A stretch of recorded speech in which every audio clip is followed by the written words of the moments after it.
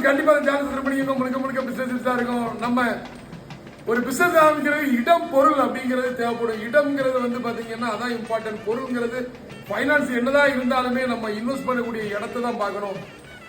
ஒரு barber shop ஆரம்பிக்கிறதா இருந்தா வந்து ஒரு கார் வாஷிங் ஷோரூம்க்கு எய்தாப்ல ஆரம்பிச்சீங்கன்னா அந்த கார் வாஷ் பண்ண அவர் விட்டுட்டு பிசாட்ல நம்ம வந்து பார்பர் ஷாப்புக்கு வந்துட்டு போயிடுவாரு. ஸோ பார்பர் ஷாப் நல்லா சூப்பரா ஓடும். அதே மாதிரி ஒரு கார் வாஷிங் எந்த இடத்துல இருக்கணும் அப்படின்னு நினைச்சீங்கன்னா ஒரு பெரிய மால் முன்னாடி ஒரு கார் வாஷிங் இருக்குதுன்னா அந்த மால்ல விடுற பார்க்கிங் டயத்துல அவர் கார் வாஷ் பண்ணிட்டு போயிடுவார். ஸோ எல்லாமே வந்து இருக்கிற இடம் தாங்க பிசினஸ் வந்து சூப்பரா பண்ணி கொடுக்கும். அதே மாதிரி ஒரு கார்பரேட் ஆபீஸ் முன்னாடி ஒரு ஹோட்டல்ஸ் ஒரு மெஸ் ஆரம்பிச்சீங்கன்னா ஹோட்டலை பொறுத்தவரையில ஒரு கார்பரேட் ஆபீஸை பொறுத்தவரையில ஒரு சின்ன ஒரு ரெஸ்டாரண்ட் மாதிரி தான் உள்ள வச்சிருப்பாங்க, பெரிய அளவில் இருக்காது.